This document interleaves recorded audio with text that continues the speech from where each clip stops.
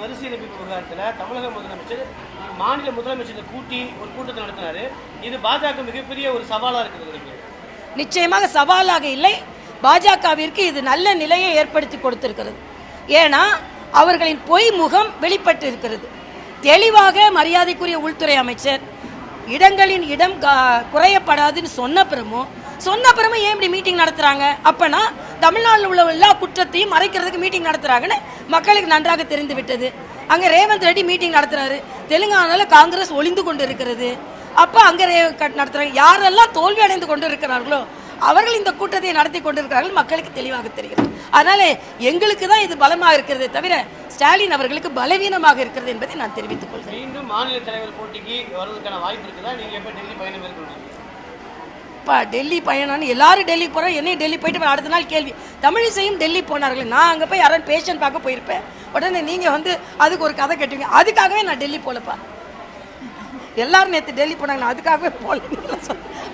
இல்லைன்னா நம்ம தம்பி அதாவது எங்கள் கட்சிக்குன்னு ஒரு நடைமுறை இருக்கிறது. எந்த வேலை யாருக்கு கொடுத்தாலும் அந்த வேலையை நாங்கள் செய்ய போகிறோம். தற்போது உள்ள தம்பி அண்ணாமலை உழைத்து கொண்டு இருக்கிறார். எங்கள் கட்சிக்கு இப்போ ஒவ்வொரு மாநிலமாக அறிவிக்கப்பட்டிருக்கிறார்கள். அதனால தலைவர் நிச்சயமாக அறிவிக்கப்படுவார்.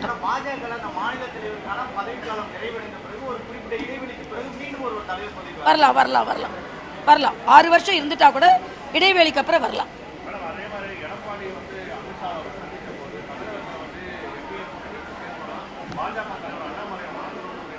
நீங்க பக்கத்து சீட்ல உட்கார்ந்துருந்தீங்களாப்பா? நீங்க ஒருவேளை நான் நினைச்சேன் மரியாதைக்குரிய அமித்ஷா அவர்களும் அண்ணன் எடப்பாடி மட்டும்தான் இருந்தாங்கன்னு. தம்பி பக்கத்துல சேர் போட்டு உட்கார்ந்துருந்தா போல இருக்கு. அவங்க பேசுனது அப்படியே சொல்றாரு. ஐயா தம்பிங்க, யூகங்களுக்கெல்லாம் நான் பதில் சொல்ல விரும்பலை. நன்றி. கேள்வி 4 கார்ல மாறி மாறி போய் சந்திக்கிறதுக்கான அவசியம் என்ன? கொள்ளையடிக்க போறீங்க, மத்திய அமைச்சர் தானே சந்திக்க போறீங்க, ஏன் இவ்வளவு ரகசியம்? யாரு நீங்க? யார் அந்த சாரு, யார் அந்த கார்னு கண்டுபிடிச்சு சொல்லுங்க. நீங்க அண்ணன் எடப்பாடி எப்படி இந்த கார்ல போனாருன்னு நீங்க பண்ண, யார் அந்த சாரு, யார் அந்த கார் ஈசிஆர்ல அதை கண்டுபிடிச்சு சொல்லுங்க. மற்ற மாநிலத்திலே பயாஸ்கோப் வச்சு பார்த்துக்கிட்டு இருக்கீங்க முதல்வர் அவர்களே. நம்ம மாநிலத்தில் உள்ள நேரடி கண்ணில் பாருங்க. எதை கேட்டாலும் உத்தரப்பிரதேசம், மகாராஷ்டிரா, மத்திய பிரதேசம், குஜராத், தமிழ்நாட்டில் என்ன நடக்குது, திருநெல்வேலியில் என்ன நடக்குது, அவினாசியில கொலை நடந்து கொண்டு இருக்குது, திருநெல்வேலியில் கொலை நடந்து கொண்டு போது அதை பாருங்க. அப்புறம் பயாஸ்கோப் வச்சு எல்லா இடத்துலையும் பார்க்கலாம். நன்றி. பிளே ஸ்டோர் மற்றும் ஆப் ஸ்டோரில் இருந்து பாலிமர் செயலியை QR கோடு மூலம் பதிவிறக்கம் செய்யுங்கள். செய்திகளை உடனுக்குடன் பெறுங்கள்.